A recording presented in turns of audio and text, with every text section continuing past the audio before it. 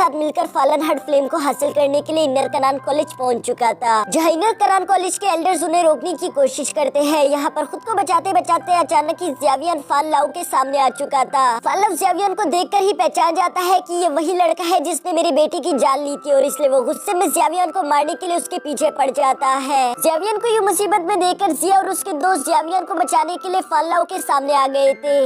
अब आगे next episode की शुरुआत में हम देखते हैं कि इनर कनान कॉलेज के एल्डर हानफेंग के दोस्तों से फाइट कर रहे थे, जो कि आसमान में किसी फायरवर्क की तरह लग रहा था। साथ ही साथ यहाँ स्काई बर्निंग टावर में हम देखते हैं कि फॉलन हार्ट फ्लेम खुद को आजाद कराने की तैयारियों में लगी हुई थी, लेकिन दूसरी तरफ एल्डर इस बात से पूरी तरीके से अनजान थे। वो बस कुछ भी करके हानफेंग और उसके दोस्तों को रोककर यहाँ से दूर भगाना चाहते थे। इसलिए हम देखते हैं कि मास्टर सुकियान, वाइस प्रेसिडेंट और बाकी के एल्डर्स भी अपनी पूरी कोशिश करते हुए फाइट कर रहे थे। इसके बाद यहाँ सीन शिफ्ट होकर ब्लड क्लैन के लीडर फान लाओ पर आ जाता है, जो अपने सामने ज़िया और उसके दोस्तों को देखकर कहता है कि तुम लोग ये अच्छा नहीं कर रहे। अभी तो तुम लोग बस छोटे से बच्चे हो और उसके बावजूद तुम लोगों में इतनी हिम्मत आ गई कि तुम लोग एक टाइगर से टकरा जाओ। ये बिल्कुल भी अच्छी बात नहीं। मुझे नहीं लगता कि तुम लोगों को इस तरह की गलतियां करनी चाहिए। दूसरी तरफ हम ज़िया को देखते हैं, जो कि फाइट करने के लिए तो पूरी तरीके से तैयार थी और उसकी आंखों में गुस्सा साफ साफ दिखाई दे रहा था। वो फान लाओ से कहती है कि मैं देखना चाहती हूँ कि आज मैं तुम्हारी कितनी हड्डियां तोड़ूंगी।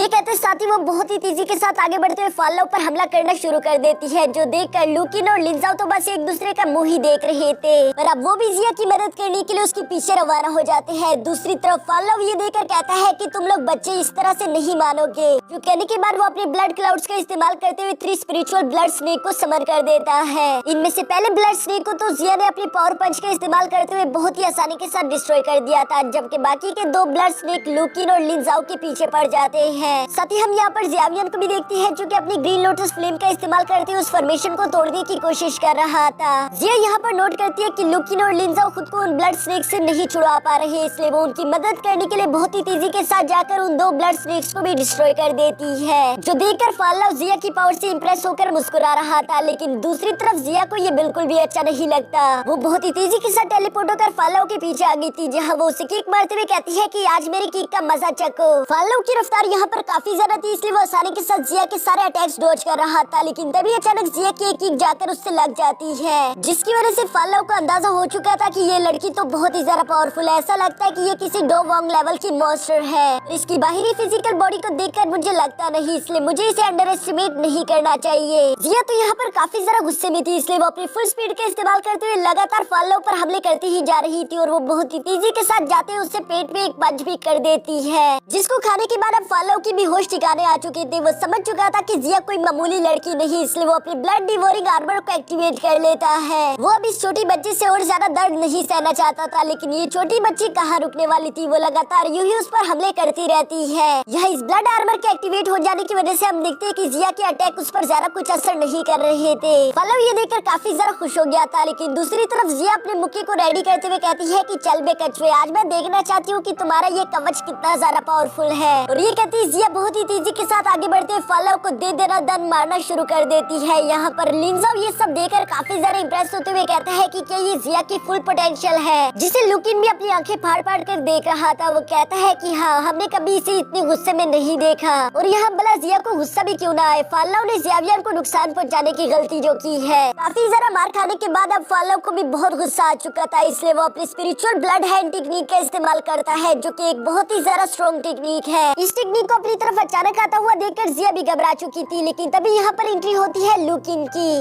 जो कि अपने माउंटेन स्प्लिटिंग टेक्निक का इस्तेमाल करते हुए उस स्पिरिचुअल हैंड को डिस्ट्रॉय कर देता है, पर इस अटैक की वजह से वो भी बहुत ही बुरी तरीके से इंजर्ड हो चुका था। यहाँ लुकिन को ये बहादुरी वाला काम करता हुआ देखकर उसकी बहन काफी ज्यादा खुश हो रही थी। वो बहुत ही ज्यादा प्राउडली कहती है कि ये मेरा भाई है, जबकि लिंटन कह रहा था कि काश यार मेरे पास भी डो की विंग होते, मैं भी इन लोगों के साथ उड़ते हुए फाइट करना चाहता था। हवा में खड़ा फान लाओ यहाँ पर लुकिन और ज़िया को देख रहा था। वो अपने मन में कहता है कि यार मैंने कभी सोचा नहीं था कि इनर कनान कॉलेज के डेसिबल इतने ज्यादा स्ट्रॉन्ग होंगे। वाकई में इन लोगों ने मुझे इम्प्रेस कर दिया है। तभी अचानक हम देखते हैं कि लिंजा उस पर हमला करने के लिए अपनी डिवाइन सोर्ड टेक्निक का इस्तेमाल करता है, जिसे अपनी तरफ आता हुआ देखकर फान लाओ ने वहाँ पर अपने ब्लड क्लाउड को फैला दिया था। साथ ही साथ वो अपनी पूरी कोशिश करते हुए उस सोर्ड को रोक लेता है, पर ये अब लिंजाओ के लिए खतरे की घंटी थी, क्योंकि हम देखते हैं कि फान लाओ मुस्कुराते हुए दोबारा अपनी उसी ब्लड हैंड टेक्निक का इस्तेमाल करता है, जो कि बहुत ही तेजी के साथ लिंजाओ की तरफ ही बढ़ रहा था। ज़िया भी ये देखकर लिंजाओ को बचाने के लिए उसकी तरफ बढ़ने की कोशिश करती है, पर तब तक बहुत ज्यादा ज्यादा देर हो चुकी थी क्योंकि वो अटैक सीधे जाकर लिंजाओ से टकरा गया था, जिसकी वजह से हम देखते हैं कि लिंजाओ बुरी तरीके से इंजर्ड होकर नीचे गिर रहा था, पर लुकिन तेजी के साथ जाकर उसे कैच कर लेता है। यहाँ पार्लव सिर्फ इसी के साथ रुकने वाला नहीं था, बल्कि वो दोबारा अपने ब्लड हैंड टेक्निक का इस्तेमाल करते हुए लुकिन और लिंजाओ पर दूसरा अटैक कर देता है, जिसे इस बार जिया ने वक्त रहते ही तेजी के साथ उसके सामने आकर पंच करते हुए डिस्ट्रॉय कर दिया था। ये देखकर पार्लव मुस्कुराते हुए कहता है कि शायद अब वक्त आ चुका है, मैंने तुम बच्चों के साथ बहुत खेल लिया, अब मुझे तुम्हें खत्म करना होगा।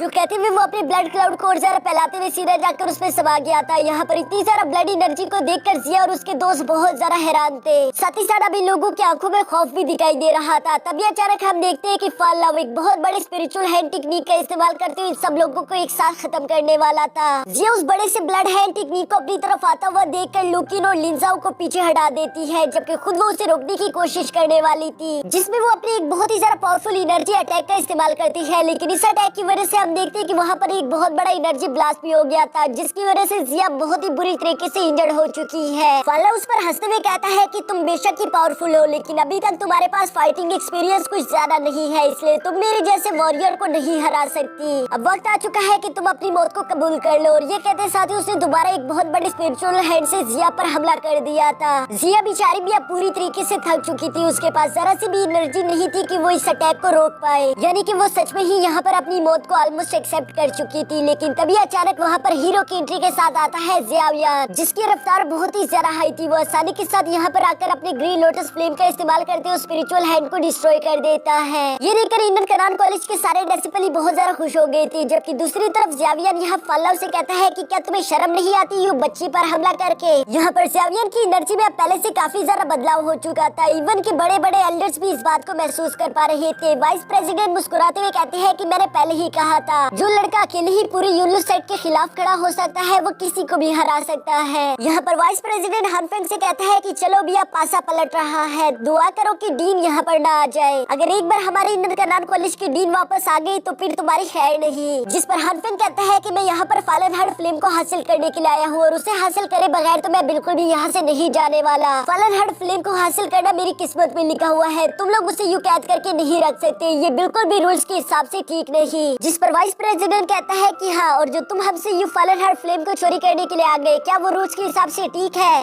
ये सब सुनते हुए अचानक से हानफेंग की नजर ज़ियावियन पर पड़ गई थी, जिसे देखकर वो कहता है कि पता नहीं इस लड़के से मुझे कुछ जानी पहचानी सी फीलिंग आ रही है, लेकिन क्या मैं यही तो समझ नहीं पा रहा। तभी अचानक उसे पीछे से मिस्टर व्हाइट और गोल्ड की भी आवाज सुनाई देती है, जो कि सुकिन से फाइट कर रहे थे। वो देखता है कि मिस्टर व्हाइट और मिस्टर गोल्ड दोनों मिलकर भी बासरत सुकियान को रोक नहीं पा रहे, पर ये अच्छी बात है कि उन्होंने उसे डिस्ट्रैक्ट किया हुआ है, इसलिए हानफेंग को ये सब जल्दी खत्म करना होगा। वो अपने हेवनली फ्लेम को एक्टिवेट करके वाइस प्रेसिडेंट से कहता है कि चलो भैया बस करो, मैं तुम्हें जान से नहीं मारना चाहता। लेकिन दूसरी तरफ वाइस प्रेसिडेंट भी फाइट के लिए खुद को रेडी करते हुए कहता है कि तुम यहाँ से कुछ भी लेकर नहीं जा सकते, अगर तुम्हें फॉलन हार्ट फ्लेम चाहिए तो उसके लिए तुम्हें मेरी लाश से गुजरना होगा। और ये कहती इन दोनों के दरमियान दोबारा से एक जबरदस्त फाइट शुरू हो जाती है। इसके बाद सीन शिफ्ट होकर यहाँ ज़ियावियन पर आ चुका था, जो कि अपने पास से मेडिकल पिल्स निकालकर अपने दोस्तों को देते हुए कहता है कि इसे खा लो, ये तुम्हें हील करने में मदद करेगी। लुकिन और लिंजा वो मेडिकल पिल लेने के बाद ज़ियावियन का शुक्रिया अदा करते हैं, जबकि दूसरी तरफ जिया यहाँ पर ज़ियावियन को देकर कहती है कि ज़ियावियन आखिर तुमने ये सब कैसे किया, तुम अचानक से डो होंग लेवल पर कैसे पहुँच गए? लास्ट टाइम मैंने देखा था तुम डो लिंग लेवल पर थे, अगर तुमने खुद को ब्रेक थ्रू भी किया होता तब भी तुम्हें डो वोंग लेवल पर पहुंचना चाहिए था। तुमने एक साथ 2 रैंक को कैसे ब्रेक थ्रू किया, ये वाकई में काफी ज्यादा कमाल की बात है। क्या तुमने इसके लिए किसी मेडिकल पिल का इस्तेमाल किया है? जिस पर ज़ियावियन मुस्कुराते हुए कहता है कि ऐसी कोई मेडिकल पिल नहीं जिसकी मदद से आप इतनी ज्यादा तेजी के साथ ब्रेक थ्रू कर पाओ, और मुस्कुराते हुए कहता है कि हम इसको बाद में डिस्कस करेंगे, अभी के लिए मुझे इस फालाव के मसले को हल कर लेना चाहिए। जिया ये सुनकर फालाव की शिकायत लगाते हुए कहती है कि हाँ, इस बुढ़ाऊ को अच्छा मसला सिखाना, इसने मुझे काफी ज्यादा चोट पहुंचाई, मैं चाहती हूँ कि तुम इससे हमारे हर एक दर्द का हिसाब लो। जिस पर ज़ियावियन मुस्कुराते हुए कहता है कि मेरी नन्ही जान तुम बिल्कुल फिक्र मत करो। जिया भी ये सुनकर शांत होते हुए लुकिन और लिंजाओ से कहती है कि चलो अब हम बाकी का काम ज़ियावियन पर छोड़ देते हैं, जो कहने के बाद वो दोनों भी दोबारा अपने दोस्तों के पास आ गए थे।